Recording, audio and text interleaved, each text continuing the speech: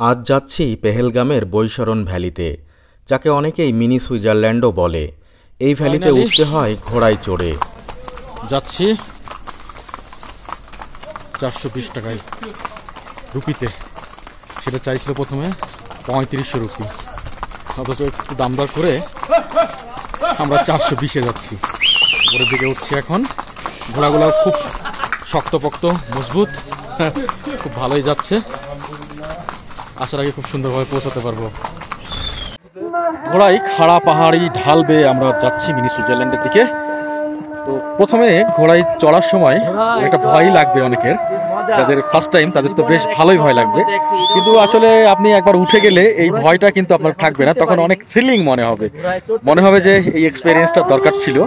সুতরাং mini Switzerland যখন আপনারা যাবেন বা পেহেলগামে যখন আসবেন, মিনি সুইজারল্যান্ডটা কিন্তু মাস্ট একটা জিনিস, এটাতে মিস করা যাবে না।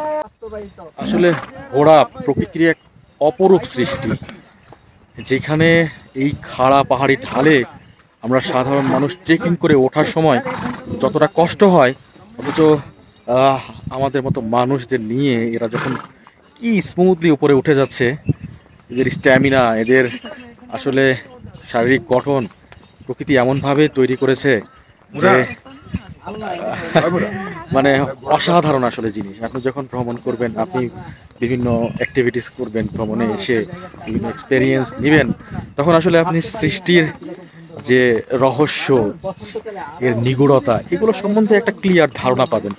সুতরাং জীবনে ট্রাভেল করতে হবে, এইটা হইলে মানুষের সেলফ রিয়েলাইজিং, নিজেকে বোঝা, উপলব্ধি, এইটা আসলে খুব ভালোভাবে পারা যায়।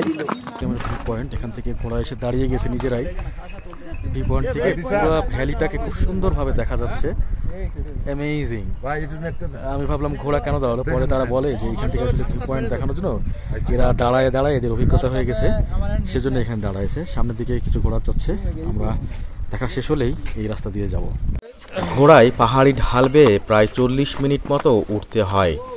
মাঝ রাস্তায় এসে ঠিক এইখানে রাস্তাটা অনেক সরু, ফলে উপর থেকে নেমে আসা ঘোড়ার জন্য অপেক্ষা করতে হয় বেশ খানিকটা সময়। হয়ে পড়েছি চড়াই উতরাই পার হওয়া। আসলে এই মিনি সুইজারল্যান্ডে আসলে চড়াই উতরাই যে কি জিনিস, সেটা আসলে প্র্যাকটিক্যালি দেখা যায়। এই যে নিচ থেকে আমরা উঠে আসতেছি ঘোড়ায়, এই দিক হয়ে এই সেই উপরে যেতে হবে।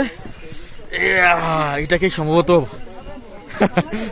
মানে লাইভ ডেমো যদি বলা হয় চড়াই উতরাই দেওয়ার, মানে চড়াই উতরাই পার হওয়ার লাইভ ডেমো যদি হয়, তাহলে এটাই সবচাইতে বেস্ট ডেমো, চড়াই উতরাই পার হওয়া।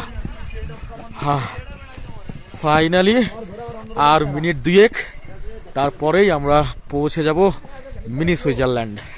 অবশেষে মিনি সুইজারল্যান্ড নামটা শুনে ভাবছিলাম একটু বাড়িয়ে বলা কিনা, কিন্তু এখানে চোখের সামনে যা দেখছি তাতে সত্যিই অবাক হয়ে গেলাম। চারিদিকে সবুজ ঘাসে মোড়া উপত্যকা, সামনে এই বরফ ঢাকা পাহাড়, আর মাথার ওপরে কাশ্মীরি আকাশ। এটা যেন পোস্টকার্ডের ভেতরে ঢুকে পড়ার মতো অনুভূতি। যদিও ঘোড়ায় চেপে আসতে হয়েছে এই জায়গায়, তবে পথটাও ছিল বেশ রোমাঞ্চকর। এখানে দাঁড়িয়ে মনে হচ্ছে জীবনের সব জটলা শব্দ আর দুশ্চিন্তা যেন মুছে যাচ্ছে ধীরে ধীরে। এটা শুধু একটা ভ্রমণ নয়, একটা থেরাপি। কাশ্মীরে আসলে এই জায়গাটা মিস করবেন না, কেননা প্রকৃতি এখানে সত্যিই কথা বলে, চুপচাপ, ধীর, কিন্তু খুব গভীরভাবে।